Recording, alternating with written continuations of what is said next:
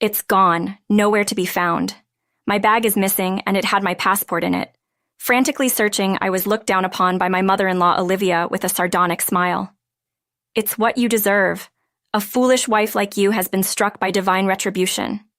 We're heading back to America first. This is goodbye for... laughter.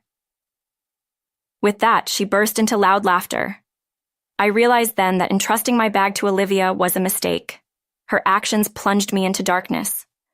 I am Madison, 30 years old, married to Mark for 3 years. We don't have kids yet, but we live a happy life in a town close to my in-laws' house. Even after getting married, I worked hard as a working mother, dedicating my energy to both my job and household chores. My father-in-law passed away 5 years ago, and Olivia, living alone, often came to our house to complain about my housekeeping, which became a source of stress for me. Why don't you just give up being a working mother? You're not doing any significant job anyway. You can't work properly, and your housekeeping is mediocre. It's sad for Mark. Supporting Mark properly is what a wife should do. Continuing, she rubbed a finger across our floor. There's so much dust. It's disgusting, she sighed dramatically. As Olivia put it, I'm not great at housework. I admit that, but being accused of dust buildup was unfair. I clean every morning before work and cook with our health in mind, yet Olivia says whatever she likes. Belittling me is her way of stress relief. Honestly, every day was a struggle. Then Olivia suddenly wanted to go on a family trip with us. She invited us and Mark's sister's family too. Sister-in-law Emma, like Mark, is very mild-mannered, and we often visit each other's homes, so I had no issue with her. But the idea of traveling with Olivia made me uneasy. I had frequently discussed Olivia's snide remarks with Mark, so I shared my apprehensions about the trip. Mom wants to go with us. Maybe she wants to create happy memories with you. It's a chance for you to get over your discomfort with Mom and build a more open relationship, Mark optimistically suggested. That's true, it's our first trip with your mom. Maybe we'll make great memories and break down barriers, he said, encouraging me with a kind smile. I decided to enjoy the trip. Olivia made all the plans, including the destination and itinerary, so we just matched our schedules. I wonder where Mom's planning to go. I hope it's not too expensive, I thought. Then Mark casually said, "Oh, she emailed saying we're going to Australia." I sighed at his words. My fears were confirmed. Olivia, unconcerned about our financial situation, chose an extravagant international destination. Well, can't help it. Mom chose it, so let's indulge her this time, Mark reasoned. Understanding his feelings, I somehow managed to fund the trip from our savings. Mark, Emma's husband, and I managed to align our vacations with the trip, and all that was left was to depart. On the day we safely arrived in Australia, the time flew by as we enjoyed the magnificent natural scenery and delicious food. Soon, it was time to return home. It was a wonderful trip. I got so tanned. Even at the airport, Olivia was still excited and playful. Well, it was a truly fantastic experience and enjoyable, I said. I had one lingering regret. What's wrong? You look down, Mark asked, looking into my face. Well, it's not a big deal, but I couldn't get as close to your mom as I'd hoped. We barely talked since we never had a moment alone during the trip. Mark put his hand on my shoulder, saying, "Don't worry too much. We all had fun and enjoyed our time together, and that's what matters." He smiled reassuringly. Thinking maybe I was overthinking it, I followed the others. "It's pretty crowded here. I should use the restroom before we board," Olivia said, then turned to me. "Madison, hold my bags for me, will you? Everyone, leave your bags with her and let's go together." She left me with her heavy luggage and hurried off. I wanted to go to the restroom too. Seeing this, Emma said, "Sorry, Madison. I'll take over when I'm back. Just wait for me." Not too long after they left, Olivia returned alone. "That was quick," I said, surprised. "It was empty now. Where did you put my bags?" She looked around. It's over there." I pointed at her luggage by her feet. "Why is my expensive bag on the floor? I handed it to you so you wouldn't put it down. How could you be so careless?" She picked it up and clutched it protectively, but it was heavy and I was holding everyone else's bags too. Olivia cut me off. "Enough. You really lack consideration. Why don't you just use the restroom too? I'll be kind and watch your bags. Just leave them on the floor. Your cheap bag is fine. There, she said arrogantly. Thank you. I'll be right back, I said. I left my bag on the floor and headed to the restroom, only to find a long line. Emma came out. Madison. What about the bags? She asked worriedly. I let Mark's mom watch them so I could come here, but it's really crowded. This might take a while. Olivia said it was empty, but maybe I just had bad timing. Finally, when I came out, Emma was waiting for me. I didn't want to get lost, so I thought I'd go back with you. I'm directionally challenged, so I was grateful Emma waited. When we got back, Olivia was standing alone, and the men seemed to be elsewhere. Thanks for watching the bags, I said.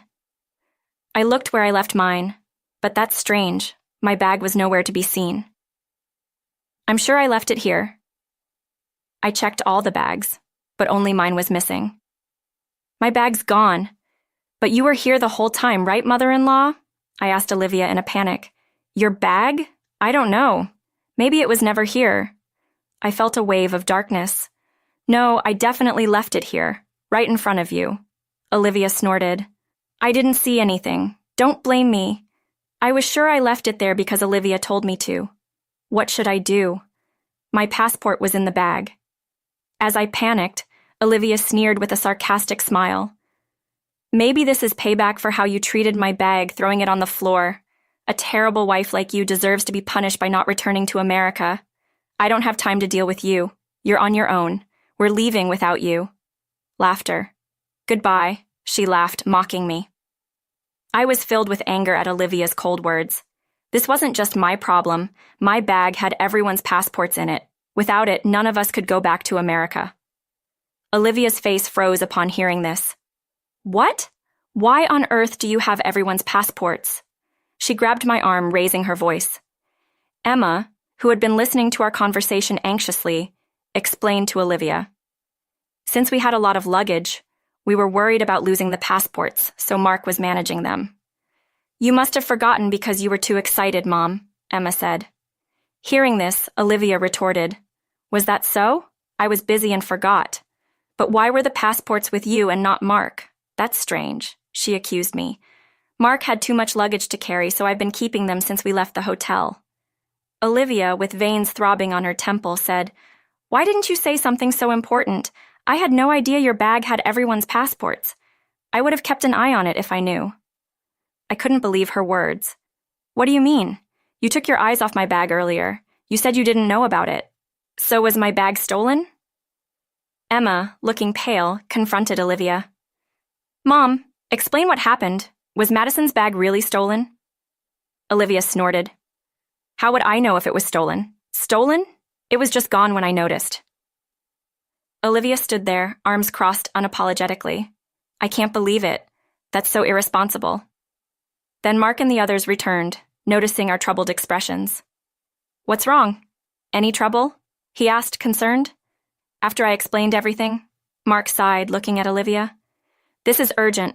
We need to search for the bag right away. Mark and I exchanged a look of agreement. I definitely left it here. Olivia, you told me to put it there, remember? I pointed to the corner where all our luggage was placed. It took us about 15 minutes to return from the restroom. It must have been taken during that time. Olivia, where are you standing?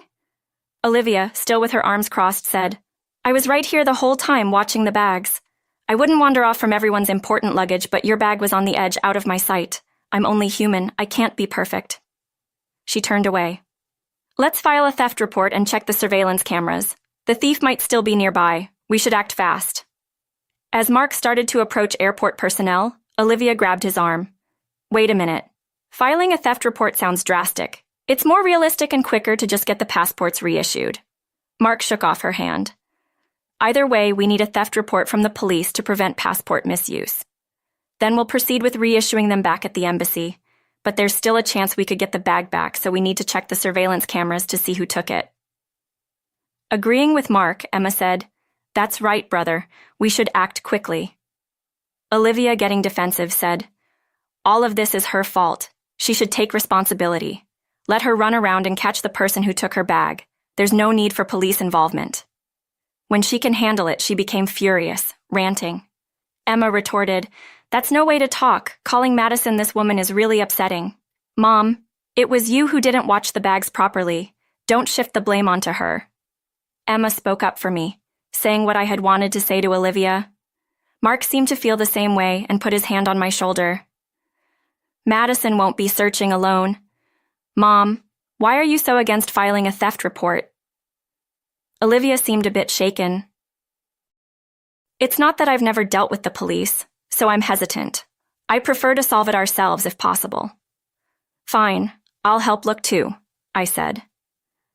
Everyone split up to search. She forcefully tried to steer the conversation toward searching for the thief ourselves. Then, at that moment, "Ah, I found you. I've been looking for you."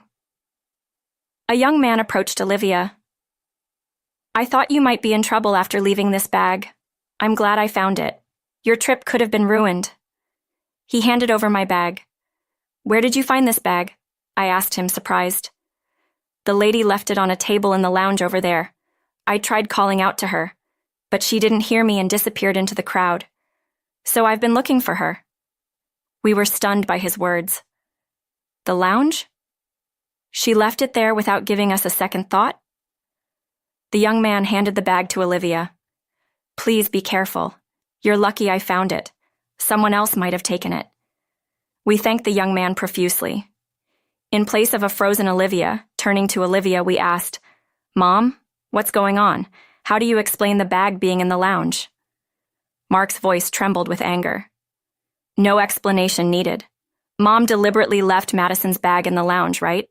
And she wasn't watching our luggage either. Everything she said was a lie. It's unbelievable that she would be so cruel to Madison, leaving her bag in a distant lounge. She was trying to avoid camera checks because she knew it would expose her." Emma looked at Olivia with disdain. I quickly checked the contents of the bag. All the passports are here, wallets and mobile phones too, all safe. We were really lucky to have such a kind person find it. Relieved, yet I felt like exploding at Olivia. "How could you do this, Olivia? Why would you do something like this?" Confronting Olivia, she responded without remorse. "Well, she threw my precious bag on the floor. I was just upset. I'm not the bad one here. Who would have thought this dirty bag had everyone's passports? It was just a moment in the lounge. I didn't leave your luggage unattended, so don't get it wrong." Hearing this, Mark raised his voice. "Enough already. What do you think Madison is? I've always known how hard you've been on her since we got married. I kept telling Madison to be patient, hoping your attitude would change, but I was wrong. I failed to empathize with her suffering. I'm sorry, Madison." Mark apologized to me. His sincere words and attitude made me tear up. Mark, resolute, faced Olivia. "Mom, intentionally taking someone else's property is equivalent to theft. Even if you don't realize it, checking the security cameras would prove your guilt." Hearing this, Olivia was shocked. "Wait, Mark, you're not really going to report me to the police, are you? We're family, and Madison is your wife. Even if by marriage there's no crime in a mother taking her daughter's bag." I looked at Mark's face. Mark spoke with a bitter expression. "That's ridiculous, Mom. You should be apologizing to Madison first. Trying to escape the situation without admitting your fault and using family as an excuse is embarrassing. As your son," looking straight into Olivia's eyes, "we won't report you to the police, but we're cutting ties with you. Don't show your face to me and Madison again. We'll take a different flight home." He took my hand. "Wait. Hold on. You can't just decide this all of a sudden. I don't accept this. Please think it over. I'm begging you. I'll apologize. Forgive me." "Mark." Olivia clung to Mark's feet, trying to stop him. "But Mom, this is disgraceful. Stop it." Emma pulled her away. Emma and her husband forcibly took a crying Olivia away, leaving Mark and me alone. "Are you sure about this, Mark? Cutting ties with your mom?" I asked, concerned. "This is for the best. You're the most important person to me. I'm sorry for not protecting you until now," he said, smiling. Gladly, he embraced me. We managed to get on a different flight home, returning to our normal life but without Olivia. Emma also decided to keep her distance from Olivia. We moved far away from the in-laws' house, completely cutting off contact with Olivia. Likely, Olivia is living alone, shunned by Emma too. Half a year after the Australia trip, I found out I was pregnant. But Olivia will never know or meet this child. In this peaceful town without Olivia, we'll walk towards our future. My only wish is for me, Mark, and our baby to live